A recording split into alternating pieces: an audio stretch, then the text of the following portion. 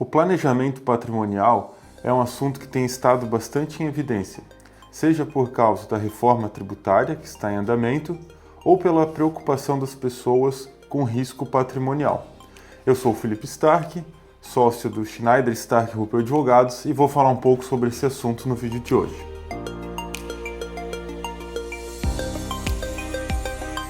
Antes de a gente falar sobre o planejamento patrimonial, é interessante distinguir alguns termos. Muitas pessoas se referem ao planejamento patrimonial com o termo holding familiar. Esse termo até pode ser utilizado sem nenhum problema, mas a ideia de holding, tecnicamente falando, se refere a uma empresa que tem participação em outras empresas. Por sua vez, aquele tipo de empresa que tem imóveis e outros bens é chamada de administradora de bens. Não tem problema fazer referência à holding familiar dessa forma, apenas para a gente distinguir bem aqui para esse vídeo. Tem diversos aspectos que as famílias podem levar em consideração no momento da realização do seu planejamento patrimonial. Um desses aspectos pode ser mesmo uma família que possui um grupo de empresas, então queira fazer uma reorganização ou uma organização mais eficiente das empresas, contendo riscos das atividades empresárias.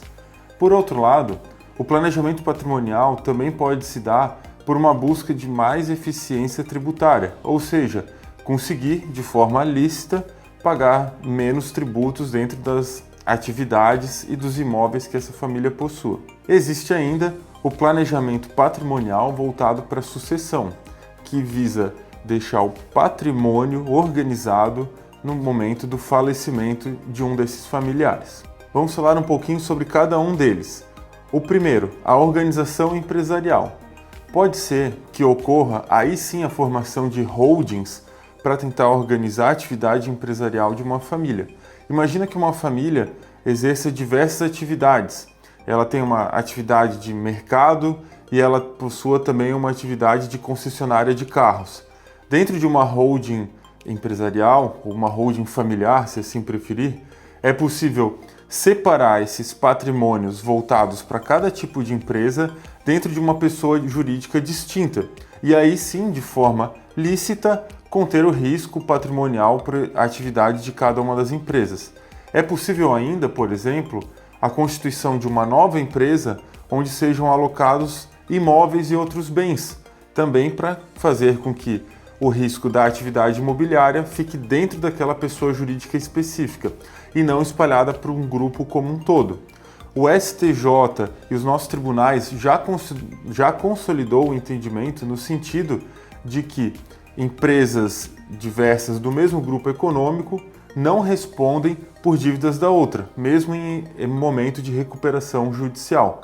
Então, se esse for o seu caso, pode ser interessante a constituição de uma holding para a organização do patrimônio. Um segundo aspecto que se busca com planejamento patrimonial é a eficiência tributária. Muitas vezes, colocar uma atividade dentro de uma pessoa jurídica, na verdade, na maioria das vezes, acaba recolhendo uma tributação menor do que com o exercício dessa atividade diretamente na pessoa física. É o exemplo que costuma ocorrer com os aluguéis e compra e venda de imóveis. Na maioria dos casos, claro, é preciso uma análise para o caso concreto, existem exceções, mas na maioria dos casos, o aluguel e a compra e venda de imóveis acabam tendo uma tributação mais vantajosa quando esses imóveis são colocados na pessoa jurídica. Mas cuidado, além de existirem situações em que a tributação é mais cara na pessoa jurídica com relação à pessoa física, dependendo da situação específica, há que se levar em conta, até segunda ordem, que para integralizar, ou seja, para colocar um imóvel dentro do patrimônio de uma empresa, será necessário o recolhimento do imposto, o ITBI. Então isso também tem que ser levado em conta no momento dessa decisão. O ideal é que seja feitas planilhas tentando prever os diversos cenários para decisão mais eficiente.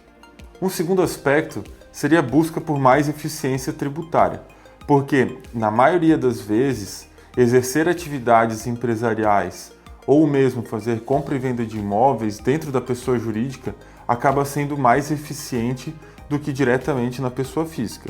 Importante, é preciso fazer projeções para saber se o seu caso efetivamente será o caso de ter uma economia tributária com a pessoa jurídica, pois existem exceções. Além disso, até segunda ordem, há que se tomar em conta que no momento da integralização, ou seja, quando se coloca um imóvel dentro do patrimônio de uma pessoa jurídica que vai exercer predominantemente atividades imobiliárias, essa atividade de integralização, ela também recolhe um imposto, que é o ITBI.